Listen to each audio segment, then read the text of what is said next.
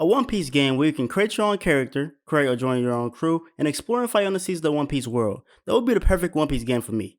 What's good YouTube, Red Ronnie here, and today I'm going to dive deep into how cyborgs and modified humans will work in my dream One Piece game. This is part of an ongoing series in which I break down game mechanics and features out of one of my One Piece game idea. So if you're new to the channel, go ahead and subscribe to stay updated. In the world of One Piece, people are able to find multiple forms of power and abilities. From mastering Haki and specific fighting styles to devil fruit powers, there is no shortage of ways for people to be powerful in this bizarre world. This includes body modifications such as cyborgs like Franky and Bartholomeo Kuma, and the genetic modifications and race suits of the Germa Kingdom. You guys have been asking about cyborgs forever, and I know a lot of you thought it should be a race along with modified humans like the Germa, but I feel like those are just extensions of humans, rather than being different races or species. So because of that, I think players should have the ability to turn themselves into cyborgs or genetic humans in this game. This will be the last One Piece game video that deals with modifying your character's design, skills, and powers. So let's get straight to it. Let's discuss cyborgs and modified humans in the perfect One Piece game.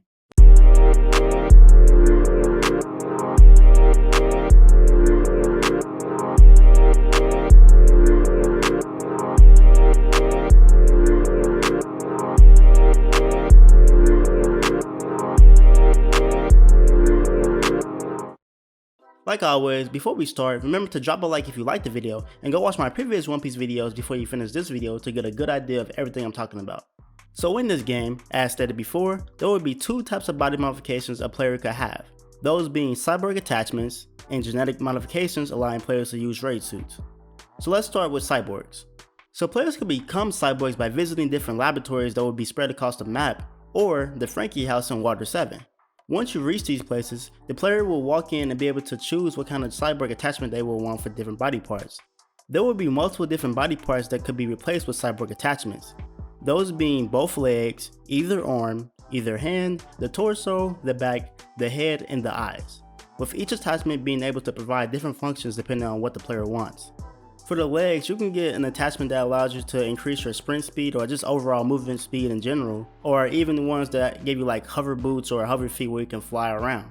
With arms, you can get stuff like arm cannons, like Franky's star shield like a shield, shoulder rockets, increased attack power, increased attack speed. With hands, you can get energy beams like the radical beam or the black coffee beams. For the torso, you can get like Franky's nipple lights or rocket launchers that come out of your pectorials. For the back, I would think like jetpacks or jet boosters that allow you to fly as well. And for the head, I was thinking like laser eyes, or maybe like you get Franky's like hair changing ability, or maybe like some flashing light eyes to blind the opponent. Just a lot of different functions that will be able to help you along the way.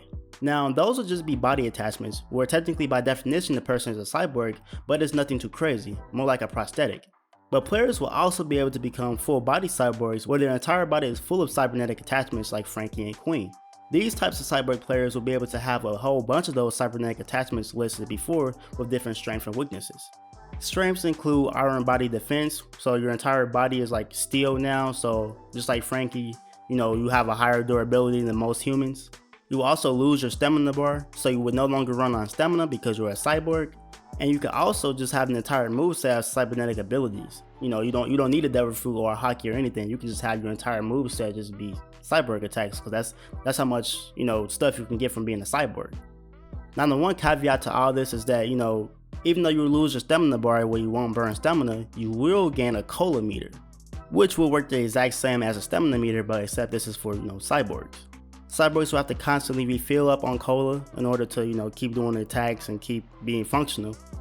Once their cola meter drains, so does their attack strength and movement speed, so they'll get a lot slower and weaker. Also, you will not be able to perform any cyborg attacks. So again, if you have an entire moveset based on cyborg abilities, if you don't have any cola in your system, you can't do any of them. Now this will only be for complete cyborgs, so not like players with the cybernetic parts or prosthetics like we said before. They wouldn't run on cola, they would run on stamina just like any other human. Complete cyborg players will be able to update their hardware multiple times after reaching certain levels. To do this, they'd go back to the laboratory or the Franky house to get another update. Updates will give you more abilities and make your current cyborg abilities stronger. Eventually, after so many updates, a cyborg player would gain access to their very own giant robot that they could call on and pilot in battle. Players will be able to design the look of this robot as well as customize what weapons and abilities they wanted to use. The robot will also be powered by cola and will be destroyed if its life bar is depleted. And that's pretty much it for Cyborgs. I mean, I didn't really go too much in depth into it, but it's not really that much to get into. You know, you're just a cyborg, you run on cola, and you get a whole sort of abilities. So that's pretty much it. Moving on to modified humans. Modified humans are humans who have been biologically modified through genetic enhancements to enhance physical traits. The main and only examples of this are the Vinsmoke children of the Germa Kingdom. So in this game, a player will have to travel to the Germa Kingdom and pay a heavy fee to turn themselves into a modified human. Also keep in mind, when turning into a modified human or cyborg, you cannot revert the change on your character, so you're stuck that way. After being turned into a modified human, your character will get a lot of buffs. Those buffs include increased attack power, increased attack and movement speed, increased durability and defense, and faster regen. Now I know this all already sounds pretty similar to cyborg buffs, but the major differences between the two are the fact that modified humans still run on stamina and not cola or anything like that. The other difference is that modified humans will have the ability to access raid suits. Before the change into a modified human starts, the player will design their very own raid suit with whatever colors and designs they want, but also keeping the same general components of all raid suits with a cape, boots, and gloves. With the raid suit, you get an even bigger buff in strength, speed, and durability. You get hover boots, which will work like Skywalk and Geppo, the caped shield, which will work like Rokushiki's Iron Body, where you can block attacks. Players will also be able to pick one of 5 special abilities for their raid suit. The first of which will be Poison Pink, which will inflict enemies with poison when you attack them, as well as heal others from poison effects.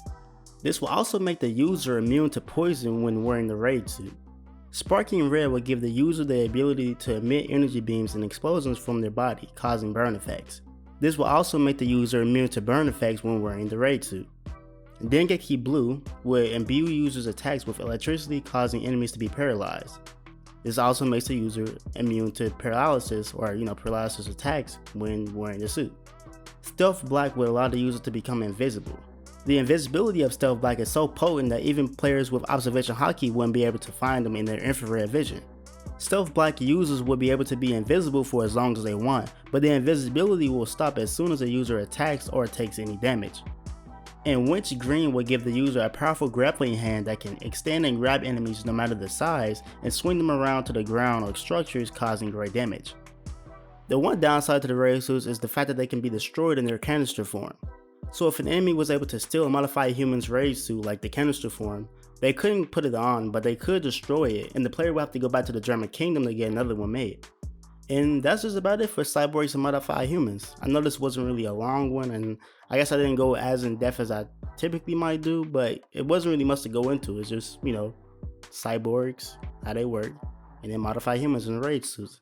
So it's not much to it. You're essentially still a regular human in the sense, not really regular, but you're still a human, so all that same stuff goes into it. Tune into the next video where we talk about how islands and servers will work in the game. Follow me on Instagram at RedXRonnie. Follow me on Twitter at RedXRonnie. Join my Discord in the link below.